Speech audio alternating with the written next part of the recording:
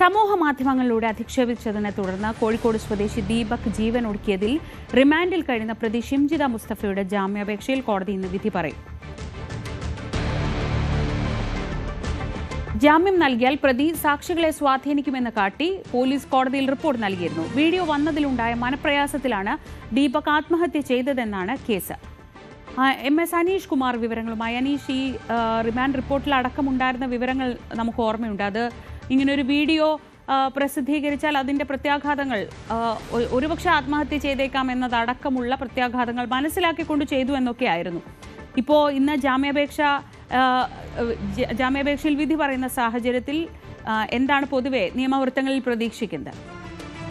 ശ്രീജ, കഴിഞ്ഞ ദിവസമാണ് ഷിംജിത അറസ്റ്റിലായത്. അതിന് തൊട്ട് പിന്നാലെ ജാമ്യ ഹർജി നൽകുകയും കഴിഞ്ഞ ദിവസം അതിൽ വിശദമായി വാദം കേൾക്കുകയും ഇന്നും വിധി പറയാൻ മാറ്റുകയുമായിരുന്നു. അന്വേഷണം പ്രാരംഭഘട്ടത്തിനായതിനാൽ ജാമ്യം നൽകിയാൽ അത് ആ കേസിനെ ദോഷകരമായി ബാധിക്കും എന്നാണ് പോലീസ് പറഞ്ഞത്. നിയമപരമായ കാര്യങ്ങളെക്കുറിച്ച് അറിവുള്ള ആളാണ് ഷിംജിത. അതുകൊണ്ട് തന്നെ ഈ രീതിയിൽ ഈ വീഡിയോ ചിത്രീകരിച്ച് സമൂഹ മാധ്യമത്തിലിട്ടാൽ അതിൽ നിന്നും ഉടലെടുക്കുന്ന മാനഹാനിയിൽ ഈ യുവാവ് ആത്മഹത്യ ചെയ്യാൻ ഇടയാവും എന്ന് അവർക്ക് അറിയാമായിരുന്നു. പക്ഷേ അത് അവഗണിച്ചാണ് അവർ ഇത്തരം ഒരു കുറ്റകൃത്യം ചെയ്തത്. ഒപ്പം ഇവർക്ക് ജാമ്യം നൽകിയാൽ സമാന മനസ്കരായ മറ്റാളുകൾക്കും ഈ രീതിയിലുള്ള കുറ്റകൃത്യം ചെയ്യാൻ, അല്ലെങ്കിൽ ദൃശ്യങ്ങൾ പകർത്തി പ്രചരിപ്പിക്കുന്ന അടക്കമുള്ള കാര്യങ്ങൾ ചെയ്യാൻ ഒരു പ്രേരണയാവുകയും അത് മറ്റുള്ള ആത്മഹത്യകളിലേക്ക് നയിക്കാൻ സാഹചര്യം സൃഷ്ടിക്കപ്പെടുകയും ചെയ്യും എന്ന് പോലീസ് പറഞ്ഞിരുന്നു. ഈ കേസുമായി ബന്ധപ്പെട്ട ഏറ്റവും പ്രധാനമായ തെളിവായ മൊബൈൽ ഫോൺ കസ്റ്റഡിയിൽ എടുത്തിരുന്നു. ഈ മരണത്തിൽ അസ്വാഭാവിക മരണവുമായി ബന്ധപ്പെട്ട് കേസെടുത്തതിന് തൊട്ടു പിന്നാലെയായിരുന്നു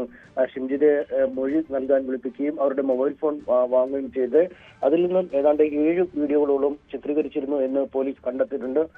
ആ 7 വീഡിയോകളിൽ ഒരെണ്ണമാണ് പ്രസിദ്ധീകരിച്ചത്. അതിൽ തന്നെ കൂട്ടിച്ചേർക്കലുകൾ ഉണ്ടായിട്ടുണ്ടോ എന്നടക്കമുള്ള വിശദമായ പരിശോധനകൾ വേണ്ടിവരും. പ്രാഥമിക ഘട്ട പരിശോധന നടത്തിയിട്ട് വിശദമായ പരിശോധനയ്ക്കായി, അതായത് ഫോറൻസിക് പരിശോധനയ്ക്കായി ഫോൺ അയച്ച ഒരു സാഹചര്യമുണ്ട്. പരിശോധനാ ഫലം കിട്ടുന്ന മുറയ്ക്കാവും ഏത് തരത്തിലുള്ള ഇടപെടലുകളാണ് നടത്തിയത്, അല്ലെങ്കിൽ ഇത് കൃത്യമായ ഒരു ആസൂത്രണത്തോടെ ഉള്ള കാര്യമാണോ, മനഃപൂർവ്വം അവമാനിക്കുന്നതായിരുന്നോ ശ്രമം എന്നടക്കമുള്ള കാര്യങ്ങളെ കുറിച്ചൊരു വ്യക്തത ലഭിക്കും. ഒപ്പം ദീപകിന്റെ ഫോണിന്റെ പരിശോധനയും ഈ സംഭവത്തിന് ശേഷം ഈ ലിങ്കുകൾ എവിടെ നിന്നും വന്നു, അല്ലെങ്കിൽ അതുമായി ബന്ധപ്പെട്ട എന്തെങ്കിലും മറ്റു കാര്യങ്ങൾ സംസാരിച്ചിട്ടുണ്ടോ എന്നടക്കമുള്ള കാര്യങ്ങളെ കുറിച്ചുള്ള പരിശോധന ഫലവും പുറത്തു വരേണ്ടതുണ്ട്. കേസിലെ സാക്ഷികളുടെ മൊഴി പോലീസ് ഇതിനകം രേഖപ്പെടുത്തി കഴിഞ്ഞിട്ടുണ്ടെന്നാണ് മനസ്സിലാക്കാൻ കഴിയുന്നത്. അത് പ്രധാനമായും ബസ് ജീവനക്കാരായ ആളുകൾ, സഹയാത്രികരായ ആളുകൾ എന്നിവരാണ്. നേരത്തെ CCTV ദൃശ്യങ്ങൾ ബസ്സിൽ നിന്നും പുറത്തു വന്നിരുന്നു. അന്ന് പരിശോധിച്ച CCTV ദൃശ്യങ്ങളിൽ അസ്വാഭാവികമായി ഒന്നും ബസ്സിൽ ഉണ്ടായില്ല എന്നാണ് പോലീസ് റിപ്പോർട്ടിൽ പറയുകയും ചെയ്തത്. എന്തായാലും തന്റെ ഒരു സ്വകാര്യ പേജിൽ, അല്ലെങ്കിൽ സ്വകാര്യ സമൂഹ മാധ്യമ അക്കൗണ്ടിൽ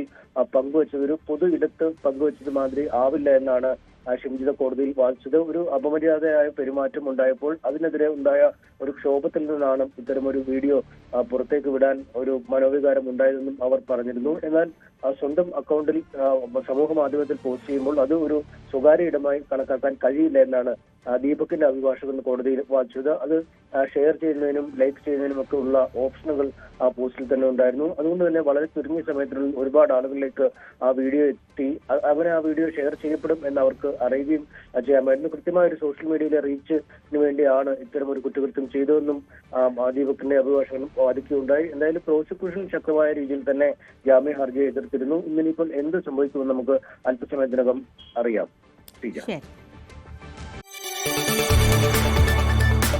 കൂടുതൽ വാർത്തകൾക്ക് News 18 Keralam YouTube channel subscribe ചെയ്യുക.